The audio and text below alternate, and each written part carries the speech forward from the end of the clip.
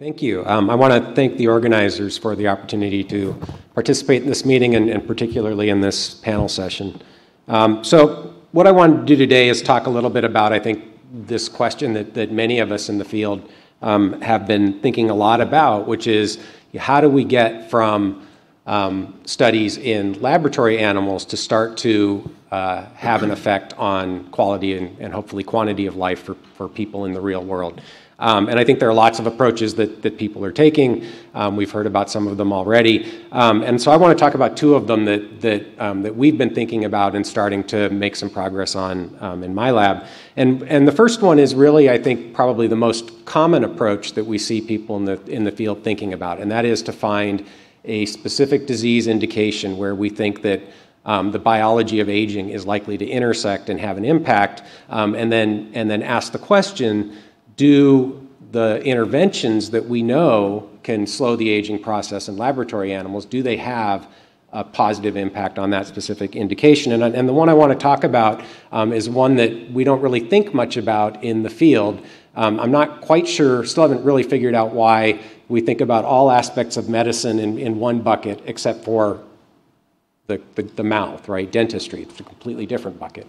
So this is something that we've started to think about, and this really stemmed from a fantastic former graduate student in the lab, John Ahn. He's was a DDS PhD student, so he actually already had his dental degree when he came to the lab, and we had a conversation early on that really made me think about something that I'd really never thought about before. And he made the point that many diseases of the oral cavity, periodontal disease in particular, is an age-associated disease very much like most of the diseases that I had thought about in that context.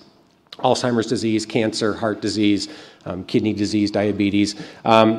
So he made that point to me, and that got us thinking about this idea, is periodontal disease really driven in large part by the molecular biology of aging, the hallmarks of aging that David just presented. And one of the things that really struck me when we really started to look at the data is how prevalent this is. So this is from the NHANES study, and it turns out that if you're over 65 years of age, you have about a 2/3 chance of having periodontal disease. So this is a highly penetrant age-related disease, and if you have periodontal disease, you're at much greater risk for dementia and cardiovascular disease and diabetes. So there are comorbidities that go along with having periodontal disease. And so one of the things about periodontal disease that is nice is it has very well-defined clinical criteria. So it's a disease of inflammation. It's a disease of bone loss, so the bone around the teeth declines with periodontal disease, and it's a disease of the microbiome. So we don't think a lot about the oral microbiome. Most people think about the gut microbiome, but there's a microbiome in your mouth, and during periodontal disease, that becomes dysregulated. And so the hypothesis was that this age-related disease is impacted by the hallmarks of aging, and therefore interventions that modify the biology of aging may be beneficial in the context of periodontal disease. And so we've looked at this studying our favorite intervention, which is Rapamycin, a drug that inhibits the mTOR pathway. I think most people in the field would agree that, at least for now, Rapamycin in preclinical studies is really the gold standard for a pharmacological intervention that slows the aging process. It's been shown to increase lifespan and decrease or prevent functional declines that go along with aging in every animal model that is commonly studied in the field, including mice. And in fact, in mice, it's been replicated by probably more than a dozen labs now. So it's a highly reproducible, highly robust way with a drug to slow the aging process.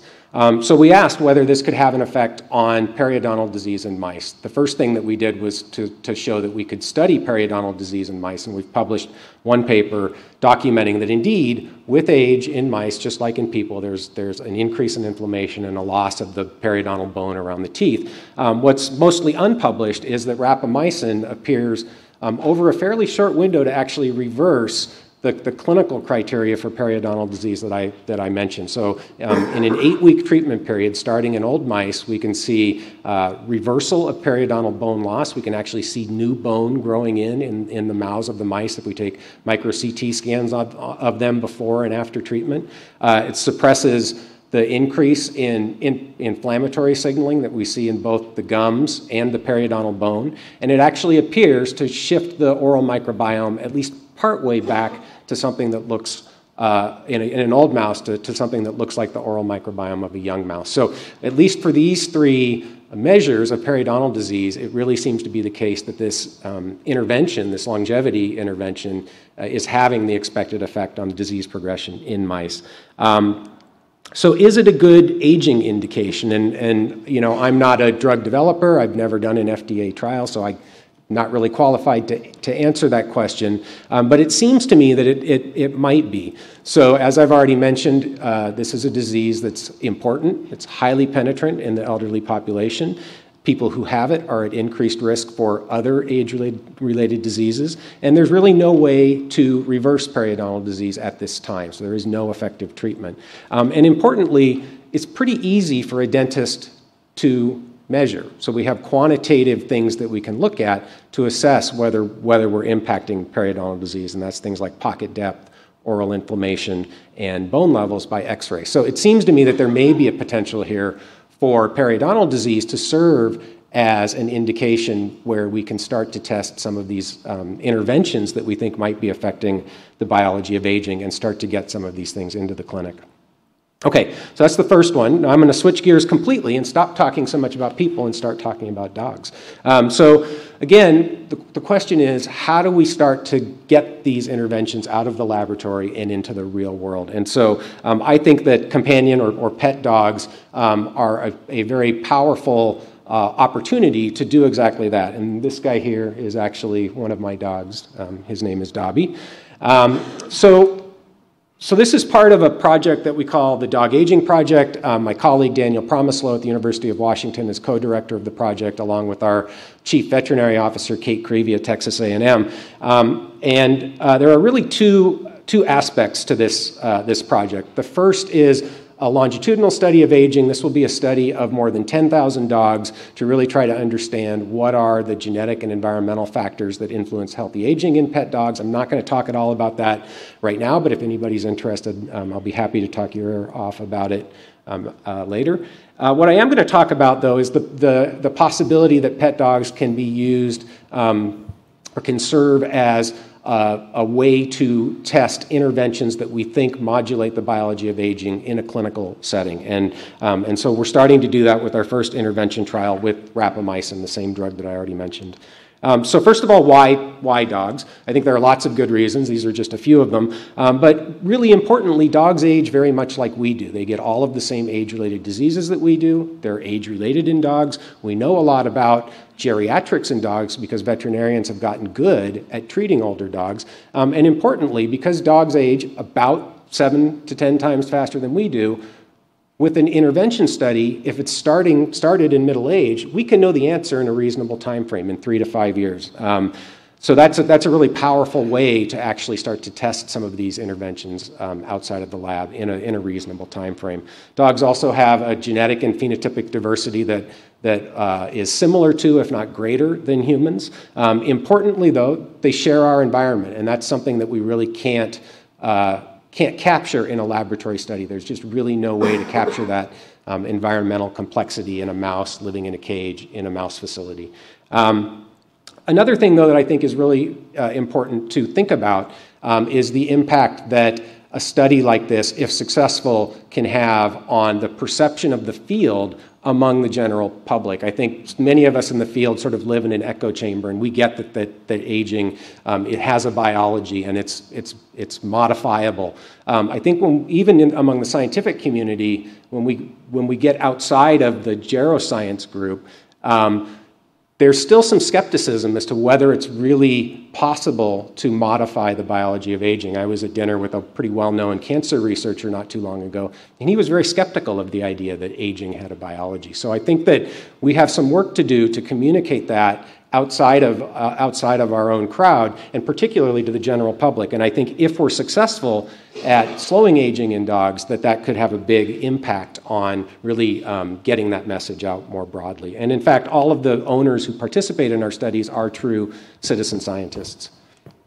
And of course, maybe the most important reason for doing this in dogs is that people love dogs. So there are 90 million or more dogs in the United States living in 60 million households, and more than half of the people who own dogs consider that dog to be part of their family. So I think it's worth considering what it could mean to people if we can successfully increase the quality and quantity of life for their dogs by 25%. And I actually think that's something that's possible.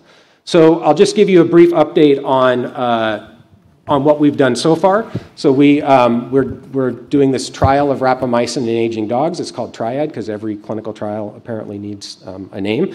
The dogs have to be at least 6 years old, at least 40 pounds because big dogs age faster than small dogs, and they have to be healthy. So this is a study of healthy aging. And so they have to be healthy coming into the study. It's double-blind, placebo-controlled. All of them are double-blind, placebo-controlled studies. We've completed a first phase, 10-week, mostly safety trial, although we looked at heart function. We had no evidence of side effects, and we saw some evidence for improved cardiac function, much like has been seen with short-term treatment of rapamycin in old mice. We have a second study that's going on now at Texas A&M. That's a one-year study. Again, looking at heart function, but also piloting activity and cognitive assessments.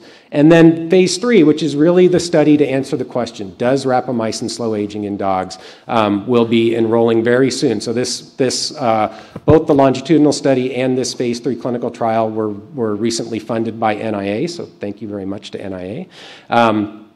And the goal here is to use lifespan as the endpoint. So we're powered to detect a 15% increase in life expectancy. We will, of course, also be looking broadly at health span, but this is really designed to answer the question, does rapamycin slow aging in dogs? And so I'll just stop. This is my last slide. I just want to propose the idea that I think rapamycin made a lot of sense as the first thing to start with in pet dogs. But as we all know, there are other interventions out there, and I apologize if anybody's favorite intervention isn't on here, that appear to also modulate the biology of aging. And so I think that this idea that we can test interventions in pet dogs, I think we're on the way to demonstrating that that's feasible, if not having already demonstrated that. And so it's worth considering whether it makes sense to do this for other interventions. And I clearly think it does because, first of all, we don't know whether rapamycin is going to work the same way. And I think at least one of these things will. But also, as I mentioned, the potential impact that it could have on the field if we're able to really slow aging in people's pets. And I'll just make the point that NIA has 2 intervention testing programs, one in mice, one in C. elegans, and this can be done in pet dogs for a cost that is comparable, and I think the impact could potentially be large. So with that, I will stop and turn it over to the next speaker.